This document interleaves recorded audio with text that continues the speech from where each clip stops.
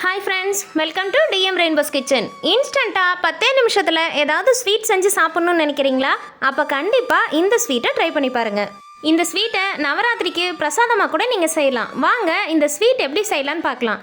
ஒரு அடிக்கணமான கடாய் எடுத்துக்கோங்க. கடாய் நல்லா ஹீட் ஆனதுக்கப்புறம் 2 ஸ்பூன் அரிசி எடுத்துக்கோங்க. நான் நார்மலாக சாப்பாடு செய்கிற அரிசி தான் எடுத்திருக்கேன். உங்ககிட்ட ரேஷன் அரிசி இல்லைனா பச்சை அரிசி இருந்தால் கூட எடுத்துக்கலாம். டேஸ்ட் ரொம்பவே சூப்பராக இருக்கும். அடுப்பை லோ ஃப்ளேமில் வச்சுக்கோங்க. அரிசியோட கலர் நல்லா மாறுற அளவுக்கு இது போல் வறுத்து எடுத்துக்கோங்க. இப்போ இந்த அரிசியை முழுமையாக ஆற வச்சுட்டு ஒரு மிக்சி ஜாரில் பவுடராக அரைச்சி எடுத்துக்கோங்க.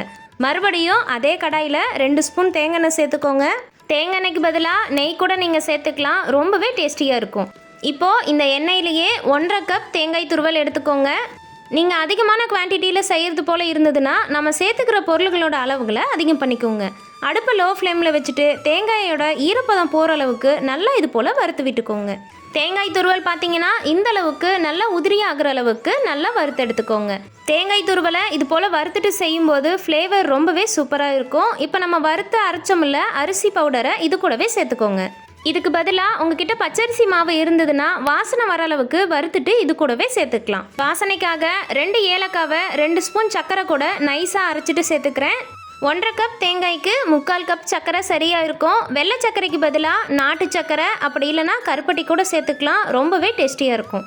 அடுப்பு லோ ஃப்ளேமில் வச்சுக்கோங்க. தேங்காய் துருவல், சர்க்கரை, அரிசி மாவு எல்லாமே நல்லா மிக்ஸ் ஆகிற அளவுக்கு இது போல் கலந்து விட்டுக்கோங்க.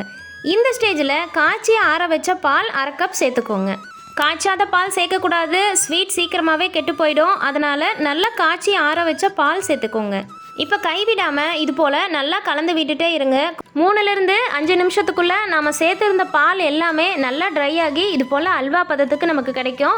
கலந்து விடும்போது இடையில கொஞ்சமாக நெய் இல்லைனா தேங்காய் எண்ணெயே சேர்த்துட்டு இது போல் நல்லா கலந்து விட்டுட்டே இருந்தீங்கன்னா கடாயில் இது போல் ஒட்டாமல் வரும். இது சரியான பதம். நெய் அதிக அளவில் சேர்க்க வேண்டியது இல்லை. 2லேருந்து 3 ஸ்பூன் சேர்த்திங்கனாவே போதும்.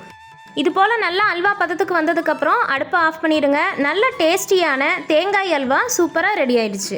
இந்த தேங்காய் அல்வா நார்மலாக சாப்பிட்ற ஸ்வீட் போல் இல்லாமல் ரொம்பவே டேஸ்டியாக டிஃப்ரெண்ட்டான சுவையில் இருக்கும்.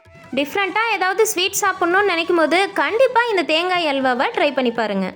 குழந்தைங்களுக்கு கொடுக்கும்போது பிரெட் துண்டுகளுக்கு மேலே இந்த அல்வாவை ஸ்டஃபிங் போல் வச்சு ஸ்வீட் சாண்ட்விச்சாக கூட செஞ்சு கொடுக்கலாம். ரொம்பவே விரும்பி சாப்பிடுவாங்க.